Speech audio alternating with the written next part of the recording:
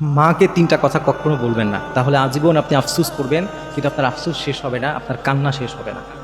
মাকে যে তিনটা কথা বলবেন না, এর মধ্যে এক নম্বর কথা হচ্ছে, মা যদি কখনো আপনার কাছে এসে কোনো উপদেশ দিতে চায় বা কোনো কিছু বলতে চায়, আপনি এভাবে বলেন না যে এত বেশি কথা বলো না তো, একটু চুপ থাকো তো, এরকম কখনো বলবেন না। কারণ আপনার এই মাই সেই মা, যেই মা আপনি যখন কথা বলতে পারতেন না আপনাকে কথা বলা শিখিয়েছে। ওই মাকে আপনি কি করে আপনি বলেন যে তুমি চুপ থাকো, কিন্তু আপনি যে ভাষায় চুপ থাকতে বলছেন ওই ভাষাটাও আপনার মায়ের শেখানো।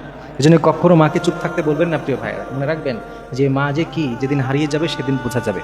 কিন্তু অনেকেই আছে দেখবেন মাকে প্রচণ্ডভাবে গালিগালাজ করে, রেগে যায় যখন। অনেক সময় মা বাবারা যদি কোনো ভালো পরামর্শ দিতে চায়, অনেক যুবকেরা আছে তার সেটা ভালো লাগে না, মাকে বকাঝকা করে, আছে না? কিন্তু আপনি যে মাকে বকাঝকা করছেন, যেই মুখে যেই শব্দে চয়নে যেই ভাষায় আপনি আপনার মাকে বকা দিলেন, আপনার সেই ভাষাটাও আপনার মায়ের শেখানো। এই জন্য এক নম্বর হচ্ছে, আপনার মা যদি আপনাকে কোনো উপদেশ দিতে আসে, কখনো তাকে নিষেধ করবেন না, আপনি মাথা নিচু করে চুপ করে শুনবেন, এটা আপনার এক নম্বর কাজ। এরপরে দুই নম্বরে, মাকে কখনোই আরেকটা কথা বলবেন না, যদি আপনার মা কখনো আপনার কাছে আসে তাহলে মাকে কখনো বলবেন না যে একটু থামো তো, যাও তো এখান থেকে, বেশি বকবক করো না, আছে না এরকম? অনেকে বলে যাও তো এখান থেকে, এখন ঝামেলা করো না তো, যাও এখন চলে যাও, এখান থেকে দূর হতো, ওই ঘরে চলে যাও। এরকম অনেক সময় দেখবেন অনেকে বকাঝকা করে। আপনি যেই মাকে চলে যেতে বলছেন, একদিন ঠিকই এই মা চলে যাবে, কিন্তু যেদিন আপনার মা চলে যাবে, যেদিন আপনার মা থাকবে না আপনার লাইফে, সেদিন আপনি আসলে বুঝবেন যে মা কি ছিল, আপনি কি হারিয়ে ফেলেছেন। এই জন্য কখনো কোনো অবস্থাতেই রাগ করে বলবেন না যে মা চোখের সামনে থেকে যাও, দূর হয়ে যাও, আমার কাছে এখন এসো না, আমাকে একটু একা থাকতে দাও, কখনো বলবেন না।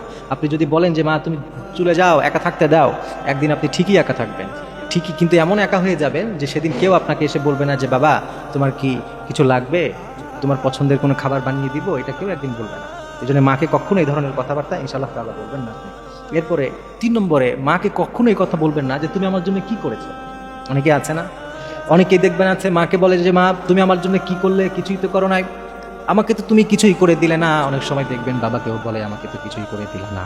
আপনি মনে রাখবেন, আপনি আপনার যেই মাকে বলছেন আমার লাইফে তো তোমার কোনো কাজই নাই, আমার লাইফে তুমি তো কোনো কিছুই করলে না, তখন আপনি মনে রাখবেন আপনার সেই সময়ের কথা, যখন আপনাকে জন্ম দিয়েছিল আপনার মা, আপনার জন্য কত কষ্ট করেছিল। অনেক সময় যারা এই ধরনের কথা বলে যে তুমি তো আমার লাইফে কিচ্ছু করে দাও না, তখন এই কথাটা আপনি মনে রাখবেন যে আপনার জন্মের সময় আপনার মা কতটা কষ্ট করে আপনাকে পৃথিবীতে এনেছে। যখন আপনি অসুস্থ ছিলেন, যখন আপনি কথা বলতে পারতেন না, যখন আপনি অসুস্থ ছিলেন, আপনার মা আপনাকে সেবা করেছে, আপনি হয়তো সেটা ভুলেও গেছেন। কি করে সেই মাকে আপনি এই কথা বলতে পারেন যে আমার লাইফে তুমি কি করলে, কি ভূমিকা আছে তোমার, আপনার জীবনের যা কিছু সবই আপনার মায়ের দেওয়া, সবই আপনার বাবার দেওয়া।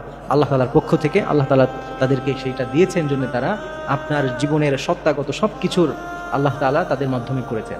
আপনার মায়ের এবং আপনার বাবার আপনার উপরে যে কি পরিমাণ ইহসান, কি পরিমাণ দয়া আর মায়া, আপনি আপনার চামড়া ছিলে যদি জুতা বানিয়েও তাদেরকে পড়তে দেন, তবুও সেই দয়া আর মায়ার ঋণ কখনো পরিশোধ করা সম্ভব নয়। এই জন্য প্রিয় ভাইরা, এই তিনটা কথা কখনো মাকে বলবেন না। যদি বলেন, যেদিন মা থাকবে না সেদিন বুঝবেন যে কেন বলেছিলেন, আজীবন আফসোস করবেন, কিন্তু আপনার আফসোস শেষ হবে না।